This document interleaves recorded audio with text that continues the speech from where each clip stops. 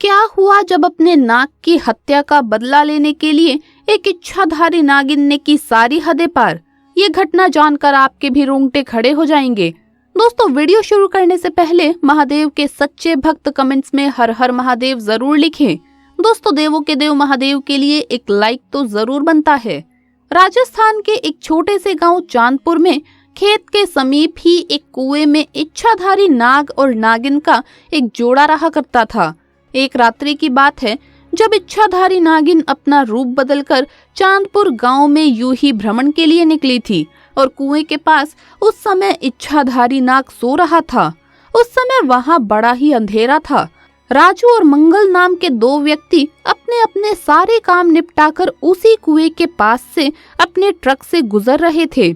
ऐसे में अंधेरे में भूलवश राजू को पता नहीं लगा और ट्रक से उस इच्छाधारी सांप के फन को कुचल दिया।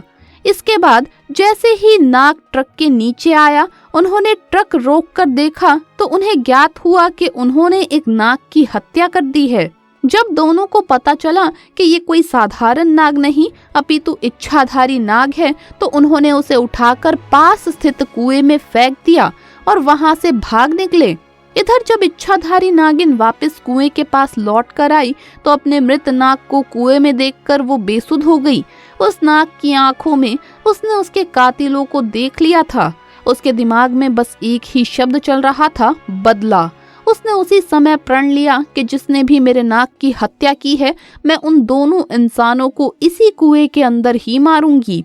ऐसे में उसने बहुत सालों तक उसी कुएं में रहकर अपने नाग के कातिलों का इंतजार किया, परंतु राजू और मंगल ने उस घटना के बाद से उस स्थान से निकलना ही बंद कर दिया था। परंतु इच्छाधारी नागिन अपने नाग की हत्या का बदला लेने के लिए बहुत ही ज्यादा तड़प रही थी। उसके सब्र का बांध अब टूट चुका था और उसने निश्चय किया कि अब मैं गांव में जाकर ही उन दोनों हत्यारों से बदला लूंगी। उसने एक बहुत ही सुंदर कन्या का रूप बनाया और भेष बदलकर वो चांदपुर गांव में पहुंची। पूरे गांव में उसने नाग की आंखों में दिखे उन दोनों कातिलों को बहुत ढूंढना चाहा, पर वो कहीं नहीं मिले।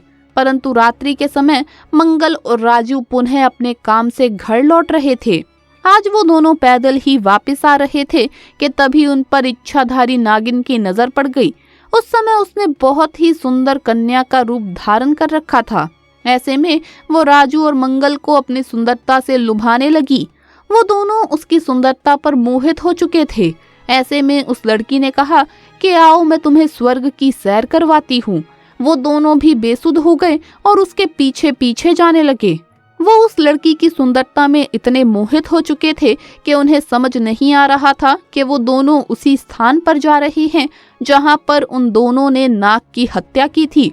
अब वो इच्छाधारी रूपी लड़की उन दोनों को लेकर उसी कुएं के पास आ गई और अपना भयंकर और विशाल स्वरूप उन दोनों को दिखाया, जिसे देखकर दोनों के पसीने छूट गए और डर के मारे दोनों कांपने लगे।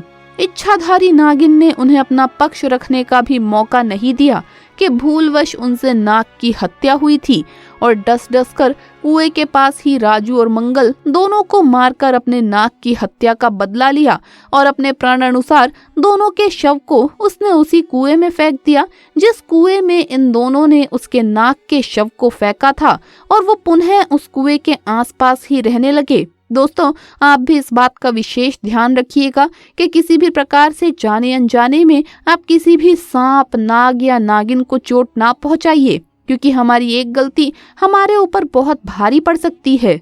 नाग हो या नागिन, ये सभी महादेव के गहने हैं। हमारा कार्य है कि जिस तरह हम महादेव की भक्ति करते हैं, उन्हीं के साथ हम इनकी भी पूजा अर्चना करें, ना कि इन्हें चोट पहुंचाएं। साथ ही इस घटना के प्रति आपकी क्या राय है, नीचे कमेंट बॉक्स में जरूर बताइएगा। और सभी महादेव के दीवाने हर हर महादेव लिखे बिना मत जाइएगा। चैनल को सब्सक्राइब करें ताकि आपको हमेशा ऐसी घटना सुनने को मिलती रहे। अभी के लिए आप सभी को बहुत बहुत धन्यवाद।